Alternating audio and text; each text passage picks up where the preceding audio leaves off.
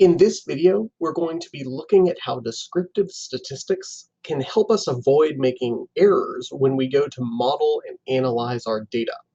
We'll be using a real machine learning model to do this. Now, it's a very basic machine learning model. We'll be looking at the probability that someone died based on their age and the day that they filed the report, or the report was filed. But it will kind of give us a taste of what this looks like. Now, to do this, we're actually going to be using a special pre-built function that will allow us to do some diagnostics.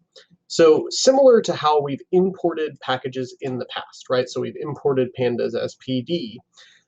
In this case, what we're going to do is we're going to directly copy a function into our code.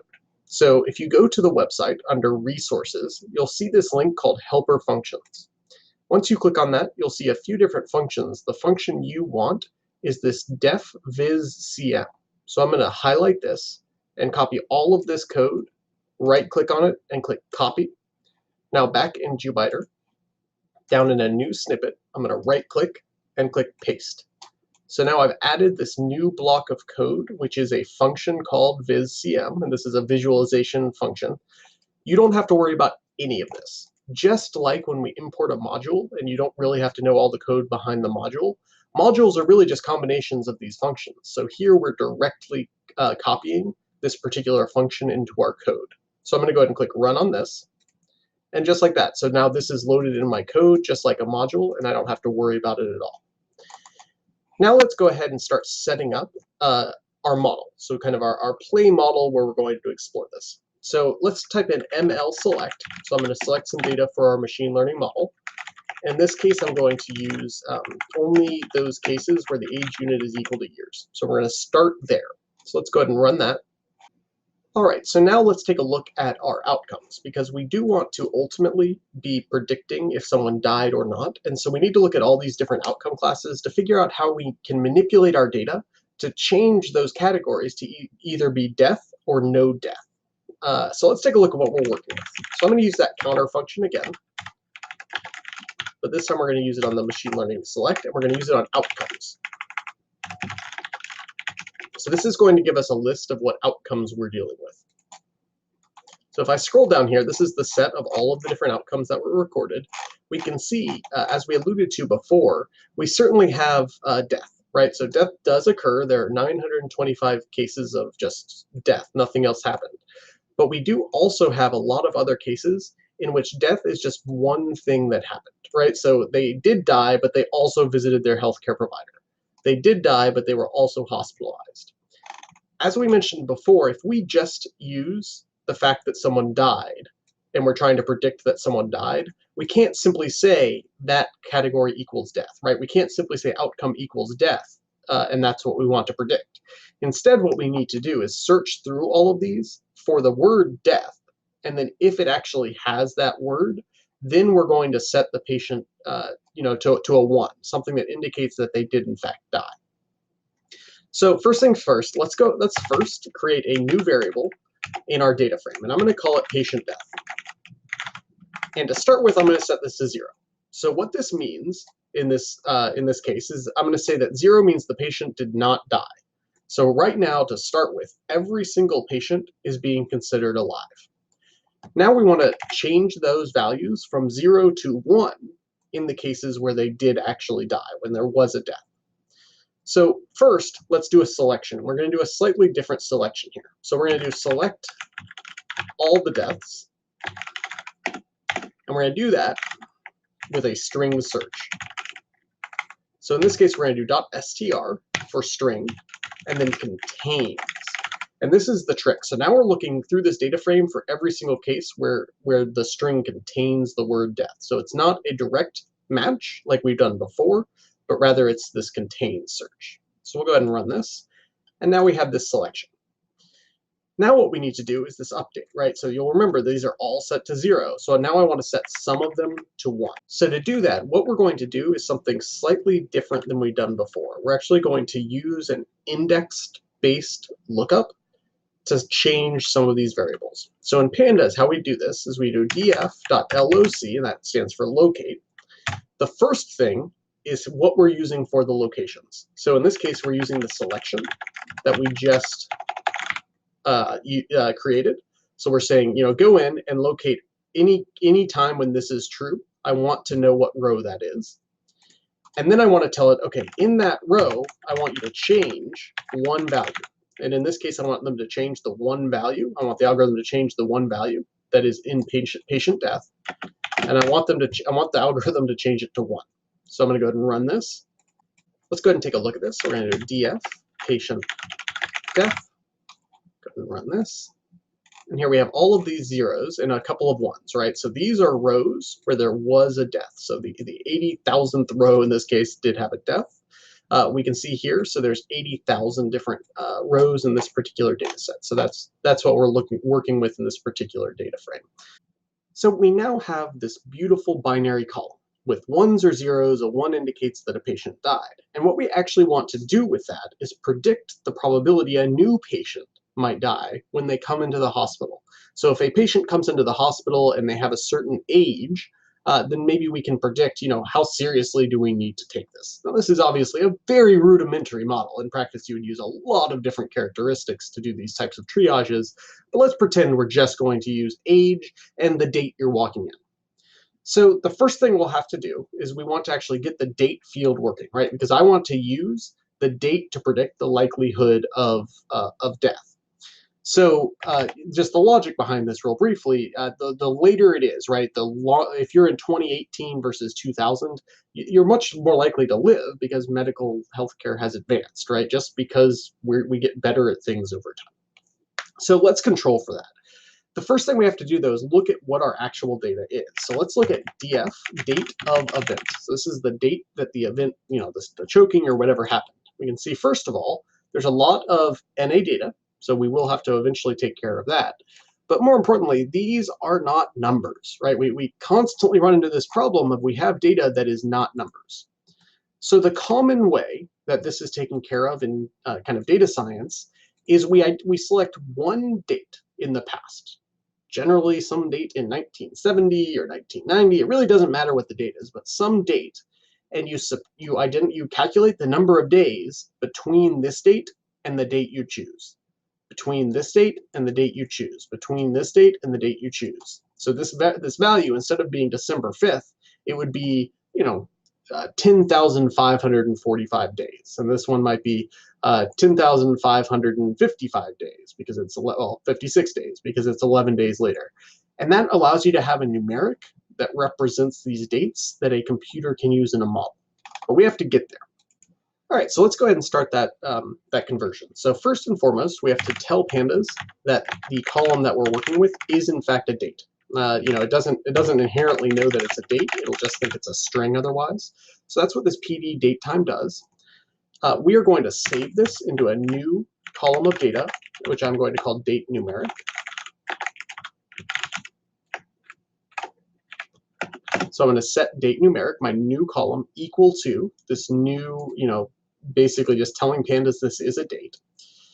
And then what I'm going to do is I'm actually going to subtract from this date another date that I'm going to make up. So Pandas to date frame, and I'm going to use 1970. So we're going to use the first day of 1970. So this will give me that difference, but what I actually need to do to get the difference in days is put parentheses around the entire thing, right? So I'm going to do that one more time. So you see right here at the very beginning, I'm going to put a parenthesis, and at the very end, I'm going to put a parenthesis. So I have two parentheses here, right? One is closing the to date frame, and the other is closing this entire statement. And now I'm going to put a period and put DT, stands for date times days. And so if I run this, I'm now calculating the difference between every single date. To date time. So when I run this, I'm now calculating the difference between every single date in the first day of 1970. So let's actually take a look at what came out. And here we go, right? So this now is 16,000 days. You'll remember the example I gave earlier, it was 11 days different, right? So 1644, 1655. So we see these differences pop out in days now, and these are numbers, so we can actually use these in analyses. So now we have two numbers we're going to use, age and date of event. So we're going to use those two to actually fit our model.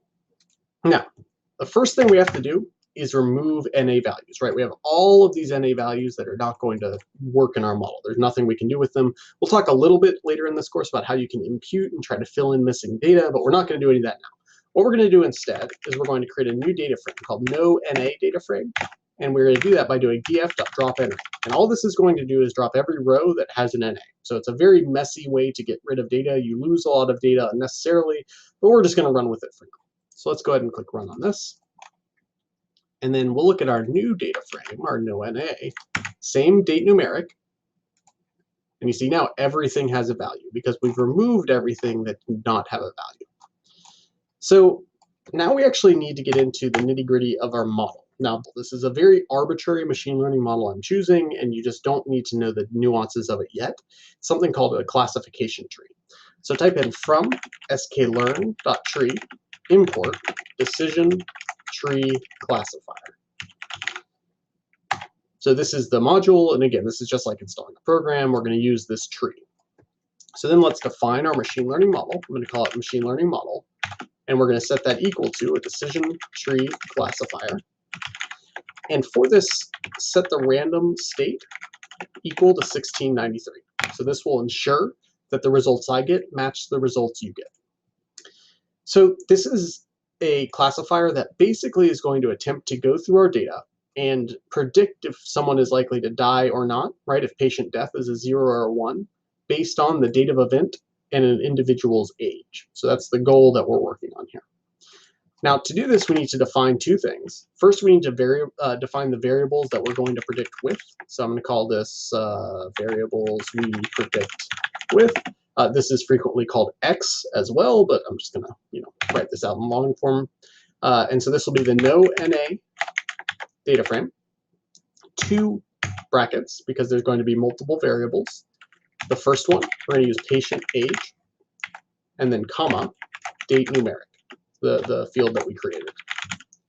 And then at the end of all this, dot values. So to break this down, we want to predict with 2 variables, patient age and the numeric date we built up here.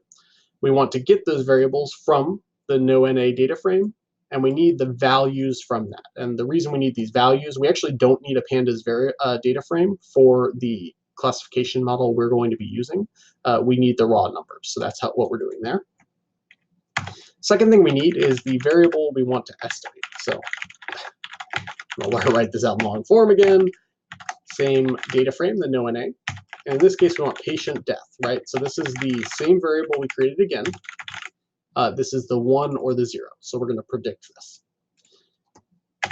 Now we're going to actually do what's called fitting our model. So this is, kind of going in and doing the actual machine learning. This won't show us anything. It'll just tell the computer to go ahead and do the work. So mlmodel.fit, and we put 2 things: the variables we predict with, and the variable we want to estimate. Right, so those are the 2 kind of variable names. Again, you can call these X and Y, but this kind of makes it very clear what's going on. So we can go ahead and run this, and it will take a moment to run. So you can see the star.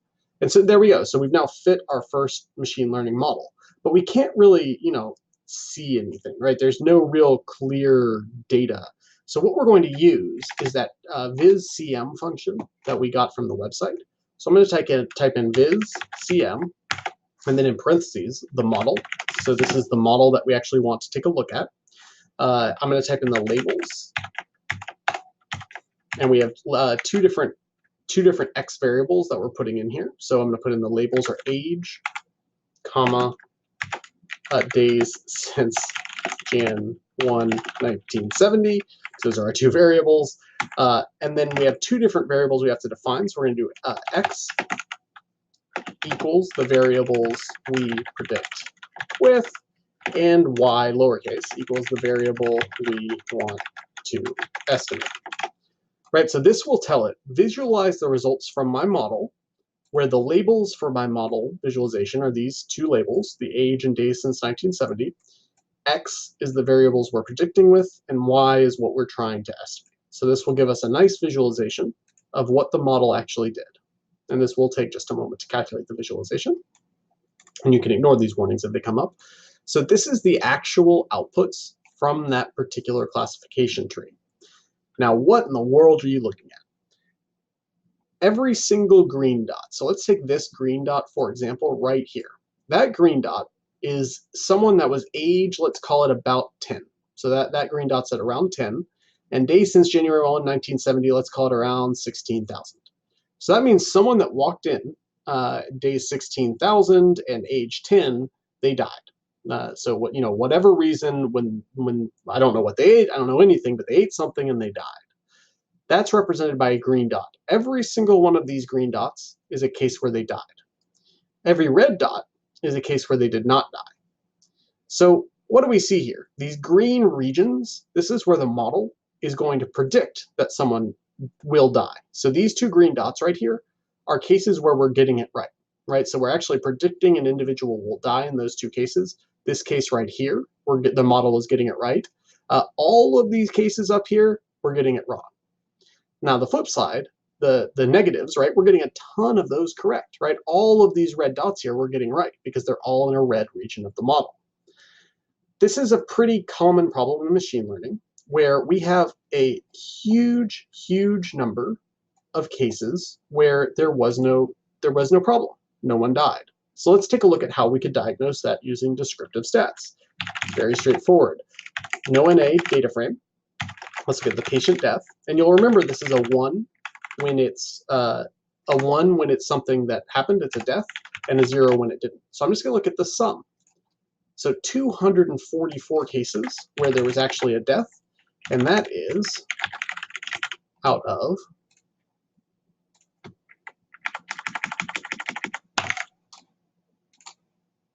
236,000. So your model, because your model wants to be as accurate as possible. That is the sole purpose in life for your model. Your model is almost always going to predict 0. It's almost going to always predict no death, because if it predicts no death every single time, it's going to get a lot of answers correct. And so unless you have a very, very clear-cut case where you're just going to get more, like here, where you're not really misclassifying anything, you're always going to get this style of a prediction. So that's a model balancing issue is what that's referred to. So last thing I'm going to do, and I'm not going to walk you through this step by step because you don't really have to worry about it. So this section of the video is going to get fast forwarded so that you can just see what the result is.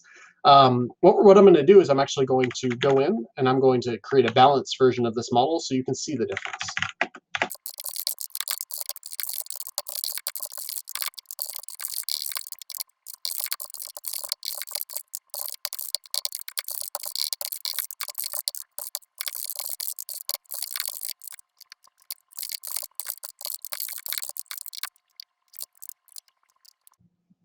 All right, and here we go. So this is an example of a balanced model. So what I've done here, I'm not going to go into detail of the code because you don't need to know the details right now, but the basic idea is I've made it so there's an equal number of death and just kind of sick cases, so individuals that did not die.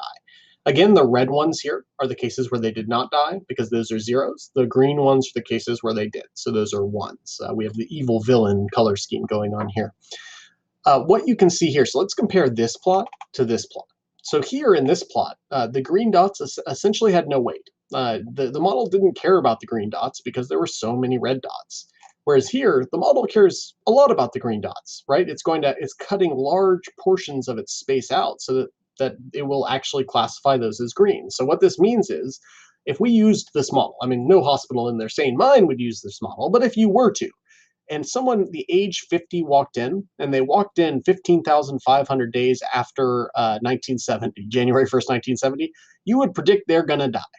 Conversely, up here, same person walks in 15,000 days, you're probably not going to predict they're going to die, right? Like you're going to predict they're going to live. And so you get fundamentally different answers from your models, just depending on how well you balance your classes of data. So that's it for model description. Model description is a key step of any analysis, and you really need to spend the time to get to know your data.